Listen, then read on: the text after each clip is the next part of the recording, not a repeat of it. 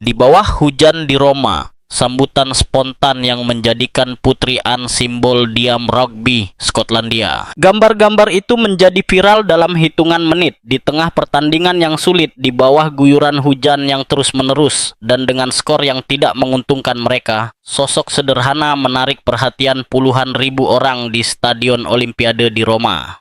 Bukan sebuah try yang spektakuler atau permainan yang menentukan yang membuat tribun bergetar. Itu adalah kehadiran tenang Putri Anne. Pada usia 75 tahun, berpakaian sederhana, dan duduk di antara penonton seperti penggemar lainnya, Putri Ratu Elizabeth II dan saudara perempuan Raja Charles III itu tidak berada di kotak VIP. Dia tidak mencari sorotan. Dia berada di sana karena alasan yang sama dengan ribuan orang Skotlandia dan Italia, untuk mendukung timnya. Namun, apa yang terjadi selama jeda di babak kedua mengubah sore hari olahraga menjadi momen simbolisme yang mendalam. Hujan deras mengguyur lapangan Stadion Olimpiade di Roma yang tergenang air. Para pemain terpeleset, hawa dingin semakin menusuk, dan Skotlandia kesulitan di papan skor melawan Italia. Kondisinya khas pertandingan Six Nations yang keras, fisik, tegang, dan tanpa kompromi. Saat itulah kamera stadion menyorot Putri Anne di antara para penonton. Gambar itu muncul di layar raksasa. Apa yang terjadi selanjutnya sungguh tak terduga sekaligus mengesankan. Pertama, sekelompok kecil orang mulai bertepuk tangan, kemudian bagian lain. Dalam hitungan detik, gumaman itu berubah menjadi tepuk tangan meriah yang memekakkan telinga. Orang Italia dan Skotlandia, rival di lapangan dan pembela setia warna mereka, berdiri serempak. Suara gemuruh yang memenuhi stadion bukanlah perayaan sebuah acara olahraga, melainkan puluhan tahun komitmen yang tenang. Adegan itu hampir seperti film. Ribuan orang berdiri di tengah hujan, memberi penghormatan kepada seorang wanita yang tampak benar-benar terkejut dengan reaksi tersebut.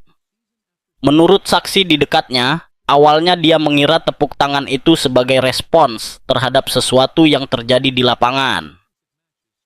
Baru ketika orang-orang di sekitarnya mulai menunjuk ke layar dan tersenyum, dia menyadari bahwa pengakuan itu ditujukan kepadanya. Reaksinya konsisten dengan citra yang telah ia bangun sepanjang kehidupan publiknya. Senyum tipis, gestur sopan, tanpa dramatisasi atau berlebihan. Tidak ada sapaan megah atau upaya untuk memperpanjang momen tersebut. Penerimaan yang bijaksana. Dan justru sikap menahan diri inilah yang membuat adegan itu semakin bermakna. Untuk memahami mengapa momen itu begitu menggema baik di dalam maupun di luar dunia rugby, perlu untuk kembali beberapa dekade ke belakang. Hubungan Putri Anne dengan rugby Skotlandia bukanlah sekadar formalitas atau tanggung jawab simbolis yang dipikul oleh tradisi. Pada tahun 1983, ia secara resmi membuka tribun timur di Stadion Murrayfield di Edinburgh, menandai awal nyata dari ikatan yang sudah dianggap abadi. Selama bertahun-tahun, keterlibatannya semakin menguat hingga hampir 2 dekade lalu, ia menjadi pelindung persatuan rugby Skotlandia. Sejak saat itu, dan jauh sebelum bahkan mengambil peran formal tersebut, ia selalu hadir musim demi musim, dalam suka dan duka, dalam kemenangan yang tak terlupakan dan kekalahan yang menyakitkan. Banyak pemain internasional Skotlandia saat ini bahkan belum lahir ketika ia sudah menghadiri pertandingan dan mendukung inisiatif terkait rugby.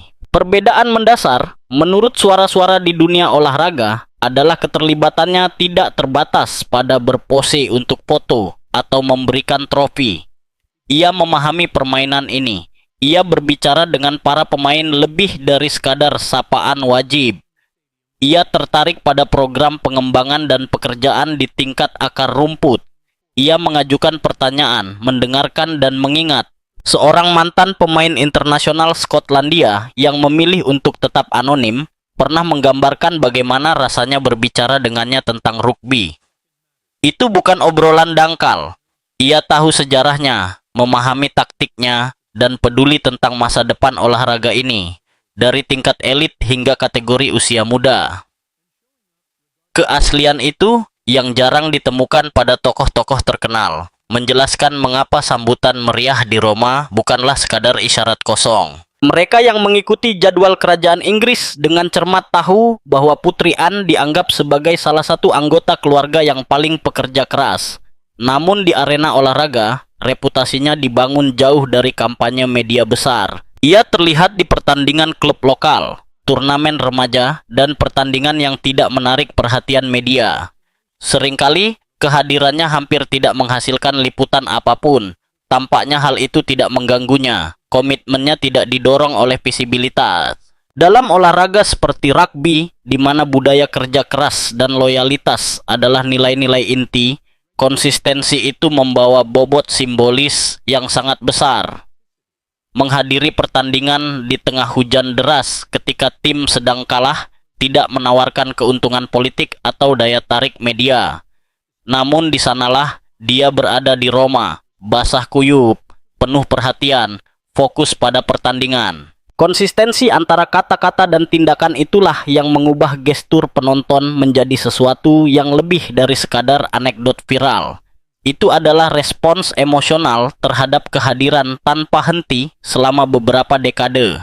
Di dunia di mana acara publik biasanya diatur dengan cermat, momen di Stadion Olimpiade menonjol justru karena spontanitasnya. Itu bukan bagian dari upacara resmi, itu tidak diumumkan. Kamera-kamera itu hanya menemukannya. Kurangnya skrip tersebut memperkuat keaslian momen tersebut. Tepuk tangan meriah muncul dari tribun, bukan dari protokol. Dan itu memberinya kekuatan simbolis yang tidak dapat ditandingi oleh penghormatan terorganisir manapun. Adegan itu juga menjadi pengingat bahwa di masa meningkatnya pengawasan terhadap monarki Eropa, ada tokoh-tokoh yang otoritasnya tidak berasal dari gelar, tetapi dari konsistensi.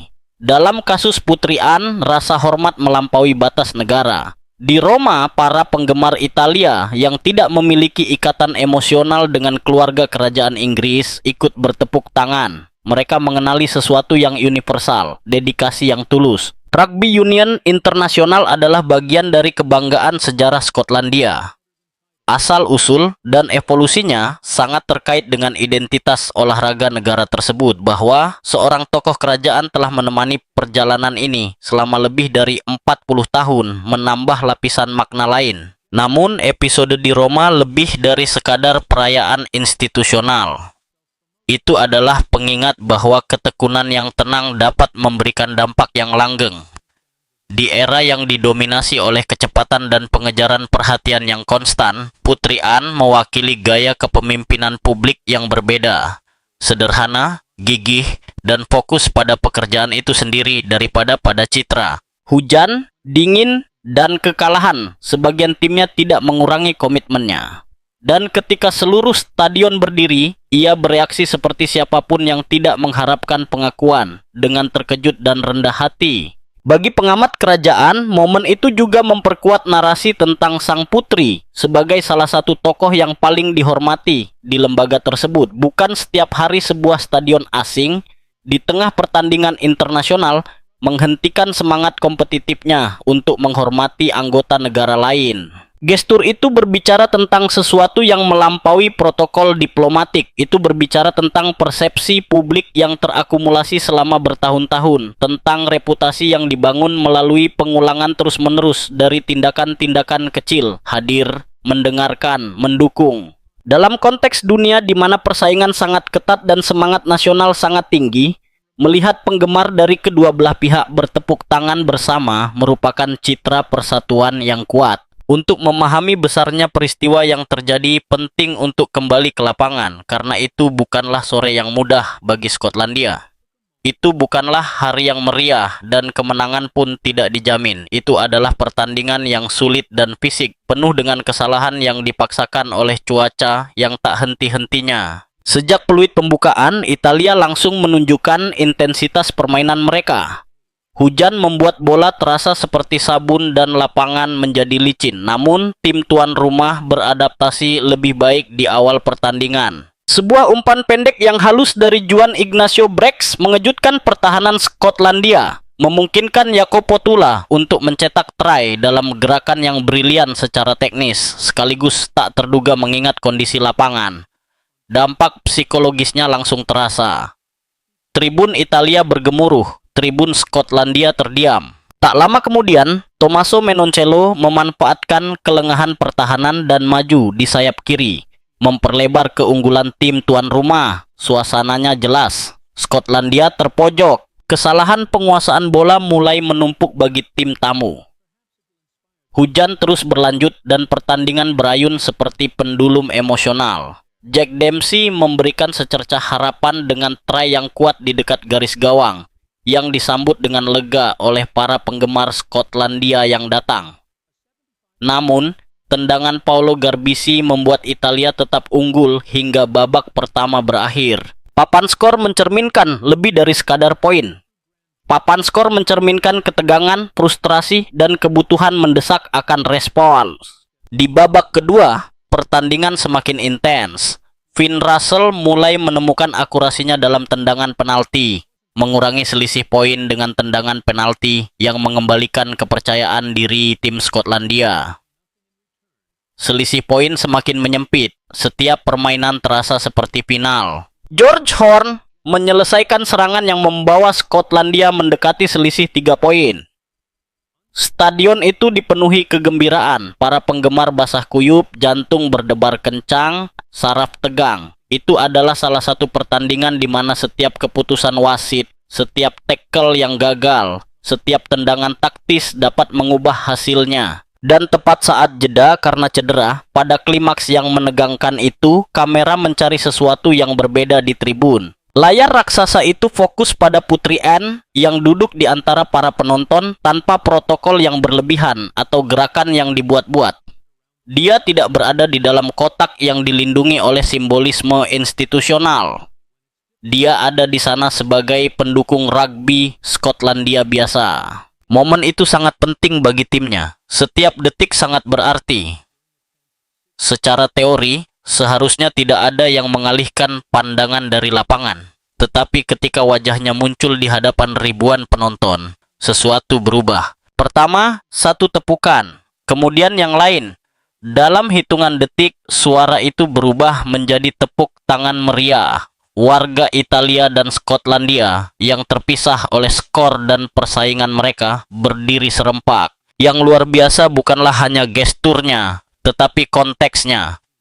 Penggemar rival di kandang sendiri, di tengah pertandingan penting, memberi penghormatan kepada anggota keluarga kerajaan Inggris bukan karena garis keturunannya, tetapi karena karirnya. Tepuk tangan meriah itu bukan untuk gelarnya, itu untuk apa yang dia wakili, komitmen, loyalitas, kehadiran yang konstan bahkan dalam keadaan yang sulit. Salah satu detail yang memicu percakapan selanjutnya adalah reaksinya. Menurut orang-orang terdekatnya, awalnya dia mengira tepuk tangan itu untuk sesuatu yang terjadi di lapangan. Baru ketika orang-orang di sekitarnya menunjuk ke layar, dia menyadari bahwa penghormatan itu untuk dirinya. Responsnya bijaksana. Senyum yang terkendali, gestur terima kasih singkat, tanpa dramatisasi. Tidak ada salam yang berlebihan atau pertunjukan dramatis. Di era di mana manajemen citra direncanakan dengan cermat dan setiap penampilan publik tampak seperti telah diatur, kealamian gestur itu sangat mengejutkan. Tidak ada perhitungan yang terlihat, tidak ada akting berlebihan, dan itu dalam hal narasi publik sangat berharga. Dalam hitungan menit, video-video tersebut mulai beredar di X, sebelumnya Twitter, Instagram, TikTok, dan Facebook. Komentar dari pengguna di seluruh dunia semuanya sepakat pada satu gagasan. Ini adalah rasa hormat yang tulus. Sangat berkelas. Anda tidak bisa memalsukan kejutan seperti itu. Seorang jurnalis olahraga Italia merangkum sentimen umum. Sebuah stadion yang terbagi oleh bendera, disatukan oleh kekaguman. Fenomena ini meningkat dengan cepat. Jaringan televisi menghentikan program reguler mereka untuk menayangkan rekaman tersebut. Media berita internasional mereplikasi adegan tersebut. Para analis memperdebatkan signifikansi momen tersebut. Apa yang membuat episode ini menjadi tren global? Dari perspektif hubungan masyarakat, beberapa faktor bertemu. Spontanitas kontras antara persaingan dan persatuan, dan konsistensi dengan sejarah selama beberapa dekade. Apa yang terjadi di Roma bukanlah insiden terisolasi dalam jadwalnya.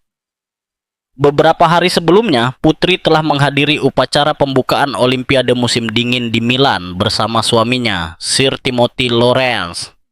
Kamera menangkap mereka dengan antusias menyambut tim Inggris. Detail ini menambah kedalaman interpretasi episode Roma. Dukungannya tidak terbatas pada rugby atau satu olahraga saja. Kehadirannya di acara olahraga, dari kompetisi Olimpiade hingga stadion di tengah hujan, mencerminkan hal yang konstan untuk menunjukkan dukungan institusional dan pribadi bagi olahraga Inggris. Pada usia 75 tahun, ia mempertahankan jadwal yang melampaui banyak anggota keluarga kerajaan yang lebih muda. Dan ia melakukannya tanpa mencari liputan media yang terkait dengan budaya selebriti kontemporer. Dalam dunia rugby Skotlandia, hubungannya dengan Scottish Rugby Union bukan hanya simbolis. Kehadirannya telah berlangsung selama beberapa dekade. Ia telah menghadiri pertandingan dalam kondisi ekstrem, pertandingan yang tidak menghasilkan berita utama, dan inisiatif akar rumput yang jauh dari sorotan internasional. Pengulangan diam-diam itu, kontinuitas dari waktu ke waktu, membangun sesuatu yang lebih solid daripada kampanye citra. Itu membangun kredibilitas. Itulah mengapa ketika seluruh stadion di Roma berdiri, itu bukanlah reaksi spontan terhadap sosok yang tidak dikenal. Itu adalah pengakuan yang terakumulasi dari kehadiran tanpa henti selama bertahun-tahun. Dalam iklim pengawasan ketat terhadap lembaga-lembaga tradisional saat ini, momen seperti ini memiliki dimensi tambahan. Ini bukanlah penghormatan yang diatur berdasarkan protokol atau strategi hubungan masyarakat. Ini adalah reaksi spontan dari ribuan orang. Dari perspektif selebriti, adegan semacam ini memperkuat gagasan kunci. Otentisitas yang dirasakan adalah salah satu aset paling berharga di ranah publik, dan otentisitas tidak diciptakan dalam semalam. Itu dibangun secara konsisten selama bertahun-tahun. Putri Anne tidak memilih momen yang paling tepat. Dia tidak muncul ketika Skotlandia merayakan kemenangan. Dia ada di sana ketika tim sedang berjuang, ketika hujan deras mengguyur, ketika kekalahan adalah kemungkinan nyata. Adegan itu terjadi di Roma selama pertandingan kejuaraan 6 negara ketika tim nasional rugby Skotlandia menghadapi tim nasional rugby Italia. Hasilnya tidak menguntungkan bagi Skotlandia. Italia menang 18-5, membuat para penggemar frustrasi dan analis olahraga menyiapkan judul berita yang pedas tentang inkonsistensi tim. Hujan turun tanpa henti. Lapangan yang basah kuyup mengubah setiap permainan menjadi ujian ketahanan. Di tribun, para pendukung menahan dingin dan lembab, berharap untuk kebangkitan yang tidak pernah terwujud. Ada momen-momen harapan, sebuah percobaan yang membangkitkan semangat mereka. Penalti yang menjaga selisih skor tetap terbuka, tetapi keunggulan awal Italia dan kendali mereka di babak akhir memastikan kemenangan. Di ruang ganti Skotlandia, suasananya suram. Para pemain kelelahan, menerima kekalahan menyakitkan lainnya. Para pelatih menganalisis kesalahan taktis dan keputusan kunci. Media olahraga bersiap untuk mempertanyakan kemampuan tim dalam menyelesaikan pertandingan ketat. Narasi tampak jelas, kesempatan yang terlewatkan lagi, musim lain yang semakin rumit. Namun, ketika peluit akhir meredam gumaman stadion, bukan skor yang mendominasi percakapan daring, bukan pula analisis taktis atau penilaian individu. Yang mulai beredar di media sosial dan surat kabar bukanlah permainan yang menentukan, tetapi sebuah gambar. Gambar Putri Anne terkejut di tengah hujan, menerima sambutan spontan dari ribuan penggemar. Untuk memahami makna simbolis momen itu ada baiknya mengingat hubungan historis sang putri dengan olahraga. Di luar status kerajaannya, ia telah aktif terlibat dalam gerakan Olimpiade dan berbagai organisasi olahraga selama beberapa dekade. Ini bukan sekadar kehadiran dekoratif atau kehadiran sesekali untuk memenuhi jadwal. Ini adalah hubungan yang berkelanjutan, terlihat dan konsisten. Di Roma, sang putri tidak menempati ruang istimewa yang terisolasi dari publik. Ia duduk di tribun, berbagi cuaca buruk yang sama dengan para penggemar. Ia basah kuyup ketika mereka basah. Ia merasakan ketegangan ketika pertandingan berada di ambang kekalahan. Ia berbagi kekecewaan ketika hasil pertandingan mengkonfirmasi kekalahan. Keputusan itu, yang tampaknya kecil, membuat perbedaan besar. Karena itu bukan respons terhadap kewajiban protokol yang ketat, melainkan terhadap cara memahami komitmen. Di dunia di mana setiap penampilan publik biasanya dihitung hingga detail terkecil, isyarat itu menyampaikan sesuatu yang sulit untuk dibuat, otentisitas. Pada tahun 2025, budaya media didominasi oleh promosi diri yang konstan. Citra publik dirancang sebagai produk, setiap interaksi dapat menjadi konten. Otentisitas itu sendiri menjadi pertunjukan. Dalam ekosistem itu, Putri Anne mewakili kontras yang mencolok. Ia tidak mempertahankan kehadiran pribadi yang aktif di media sosial. Ia tidak memberikan wawancara intim tentang kehidupan pribadinya. Ia tidak berusaha untuk memanusiakan citranya melalui strategi yang dirancang oleh tim komunikasi. Ia hanya bekerja.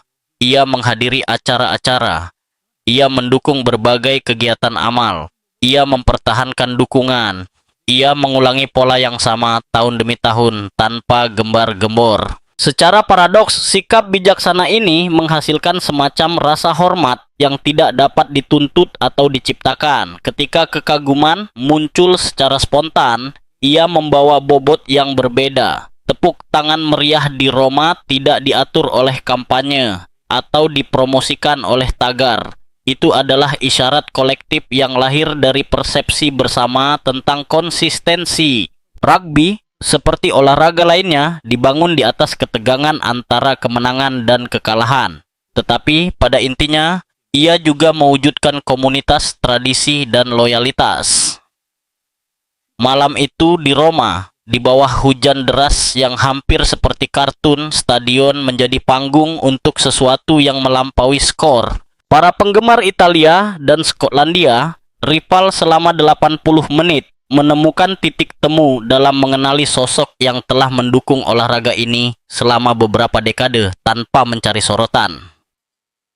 Tepuk tangan itu adalah cara untuk mengatakan, kami melihat komitmen Anda, kami menghargainya. Di saat percakapan daring sering kali berputar di sekitar kontroversi, kesalahan, dan skandal, sifat viral dari sambutan meriah itu terbukti mengungkapkan sesuatu.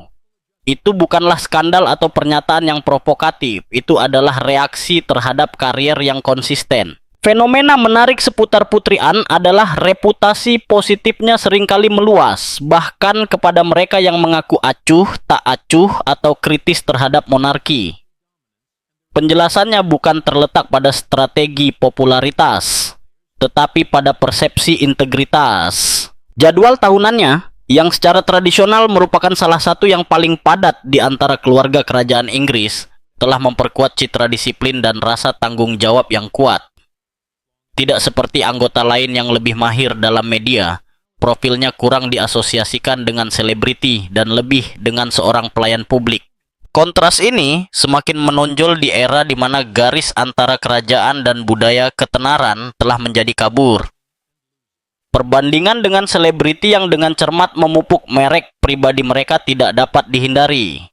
Namun, sementara banyak tokoh publik mencari momen viral, sang putri tampaknya menghasilkan momen-momen tersebut dengan mudah, sebagai konsekuensi alami dari konsistensinya. Pelajaran apa yang ditawarkan episode ini? Pertama, bahwa keaslian masih memiliki nilai nyata di zaman yang dipenuhi rangsangan. Kedua, kepemimpinan tidak selalu membutuhkan pidato yang megah atau kampanye yang canggih. Terkadang hal itu terwujud dalam keputusan sederhana untuk hadir, bahkan ketika konteksnya tidak nyaman. Sang putri tidak pergi ke Roma untuk mencari pengakuan. Ia tidak mengharapkan sambutan publik yang meriah. Kehadirannya mengikuti logika yang telah ia ulangi selama beberapa dekade untuk mendukung, mengamati, dan menemani. Tepuk tangan meriah adalah konsekuensi, bukan tujuan. Nuansa ini sangat mendasar. Ketika pengakuan adalah tujuan akhir, setiap gerakan menjadi strategi. Ketika pengakuan tidak terduga, ia memperoleh kekuatan simbolis yang lebih besar. Stadion yang berdiri di tengah hujan bertindak sebagai cermin, mencerminkan tidak hanya apresiasi terhadap sosok tertentu, tetapi juga kerinduan kolektif akan konsistensi. Bagi banyak pengamat, Putri Anne mewujudkan versi kerajaan yang dikaitkan dengan kesederhanaan dan kontinuitas. Sebuah versi di mana fokusnya bukan pada narasi pribadi, tetapi pada pemenuhan tanggung jawab yang berkelanjutan. Persepsi ini yang dipupuk selama bertahun-tahun menjelaskan mengapa gambar dirinya yang basah kuyup karena hujan dapat menjadi topik yang sedang tren. Ini bukan tentang mengidealkan atau mengabaikan nuansa yang mengelilingi institusi apapun. Dari perspektif jurnalistik, ketertarikannya terletak pada pemahaman mengapa gerakan tertentu beresonansi dengan audiens dan yang lainnya tidak. Dalam kasus ini, hubungannya tampak jelas. Di lingkungan yang penuh kebisingan, konsistensi menonjol. Rugby adalah olahraga kontak, olahraga strategi, olahraga kebanggaan nasional. Di Six Nations, setiap poin sangat berarti, setiap kesalahan diperbesar, setiap kemenangan atau kekalahan adalah bagian dari narasi yang melampaui lapangan. Malam hujan di Roma itu tidak terkecuali. Skotlandia berjuang, Italia bertahan, tribun bergetar dengan intensitas yang biasa terjadi dalam turnamen yang merupakan bagian dari DNA olahraga Eropa. Namun kemudian, kamera terfokus pada Putri Anne di kotak kerajaan. Itu bukanlah tindakan yang luar biasa. Tidak ada pidato terjadwal atau upacara resmi untuk menghormatinya. Kehadirannya sesuai dengan apa yang telah menjadi hal yang konstan dalam kehidupan publiknya. Mendukung rugby, mengikuti perkembangannya dengan cermat, menemani pemain dan pejabat, dan menunjukkan minat pada pengembangan pemuda dan akar rumput olahraga jauh dari kemewahan yang mengelilingi kegiatan kerajaan lainnya. Apa yang terjadi selanjutnya bukanlah skenario siapapun. Secara bertahap, hampir secara organik, tepuk tangan dimulai. Pertama, di satu bagian, lalu di kesempatan lain. Dalam hitungan detik, ribuan orang, baik Italia maupun Skotlandia, berdiri. Bukan untuk merayakan sebuah try, bukan untuk memprotes keputusan wasit, tetapi untuk memberi penghormatan kepada seorang wanita yang telah mendedikasikan puluhan tahun untuk mendukung olahraga tanpa meminta imbalan apapun. Itu adalah tepuk tangan meriah yang panjang, tulus, serentak. Mereka yang telah mengikuti karier publik Putri Anne tahu bahwa dia bukanlah tipe orang yang suka pertunjukan teatrikal. Gayanya selalu sederhana, lugas, bahkan bersahaja. Dia tidak mencari sorotan media. Dia tidak mudah terlibat dalam pertunjukan.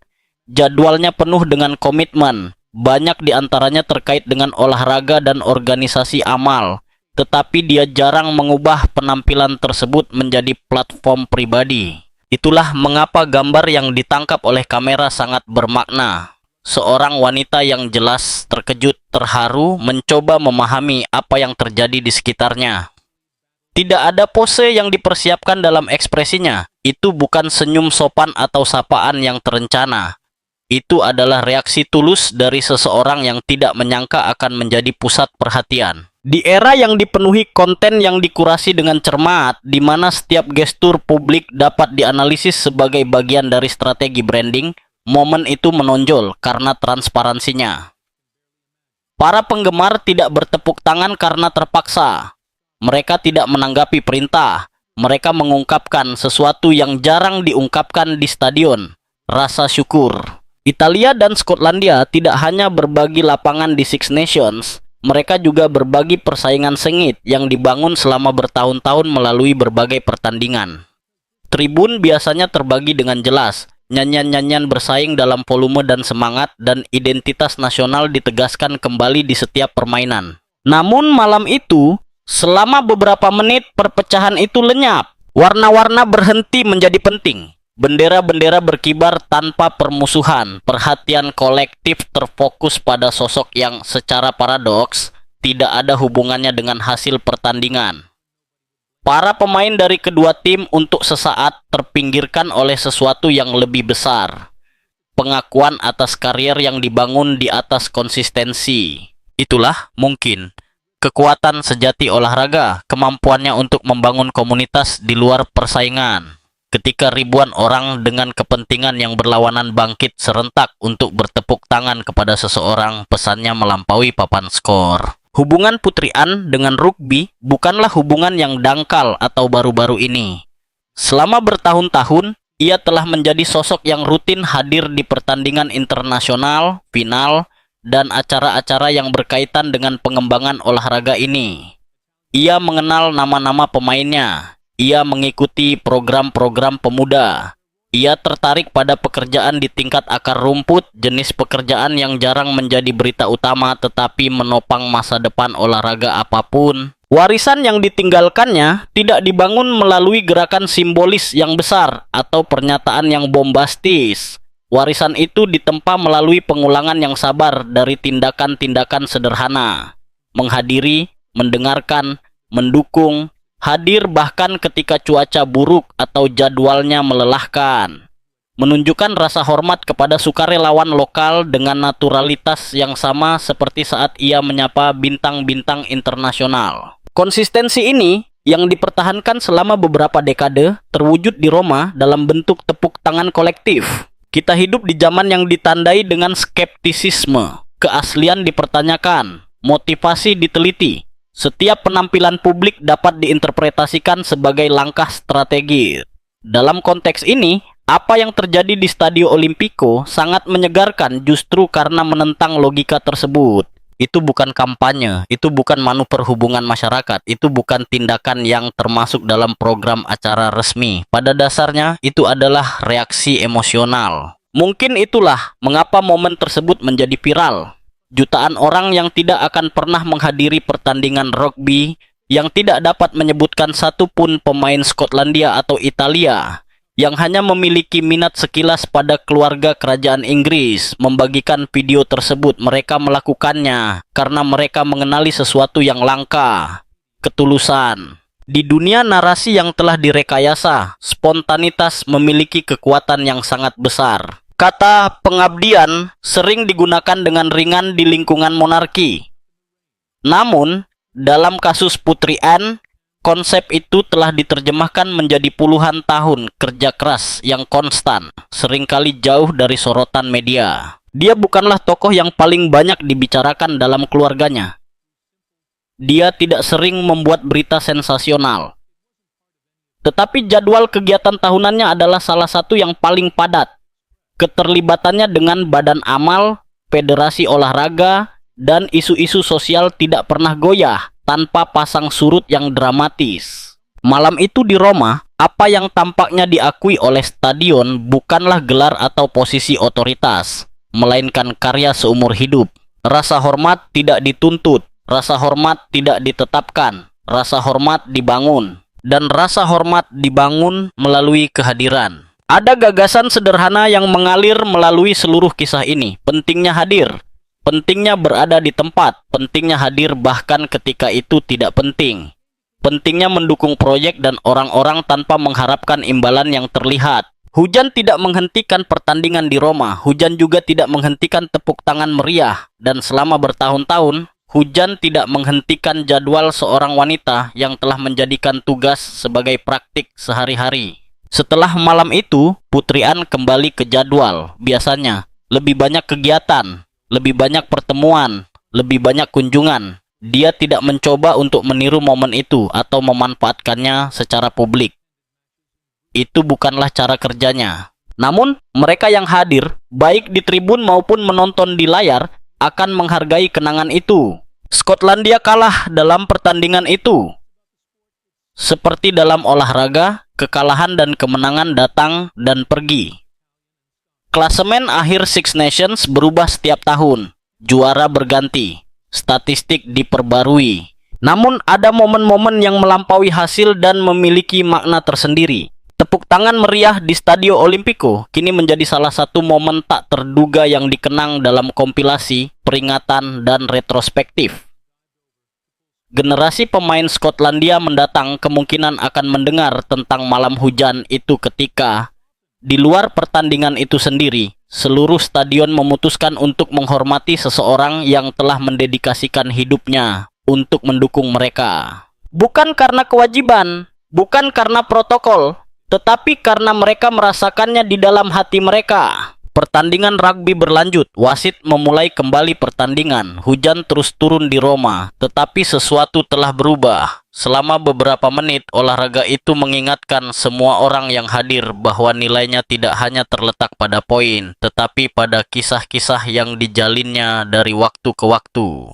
Kisah tentang usaha, loyalitas, dan komitmen. Gambar seorang wanita berusia 75 tahun terkejut dan terharu oleh pertunjukan kasih sayang kolektif. Merangkum narasi itu mewakili gagasan bahwa kebesaran tidak selalu terwujud dalam gerakan spektakuler. Terkadang ditemukan dalam keteguhan yang tenang. Dalam ekosistem media yang terbiasa dengan kebisingan, keheningan yang dipenuhi tepuk tangan itu sangat memekakan telinga. Jauh setelah kejuaraan berakhir, jauh setelah catatan olahraga diarsipkan dan analisis taktik menjadi usang, kenangan malam itu akan tetap ada. Kenangan tentang stadion yang, tanpa perencanaan atau instruksi, memutuskan untuk berdiri.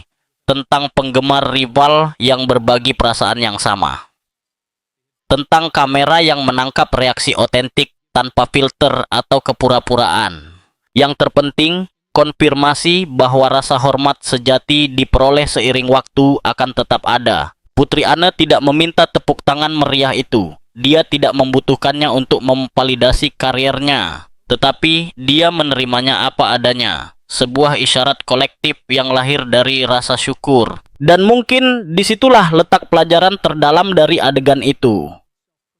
Bahwa di tengah dunia yang serba cepat dan skeptis, kita masih mampu mengenali dedikasi ketika kita melihatnya, menghargai konsistensi, memberi tepuk tangan untuk komitmen yang berkelanjutan. Malam itu, di bawah hujan Roma, skor adalah hal sekunder. Kemenangan sejati tidak berwujud. Stadion yang bersatu, tepuk tangan yang tulus, dan pengabdian seumur hidup yang dipadatkan menjadi beberapa menit yang tak terlupakan.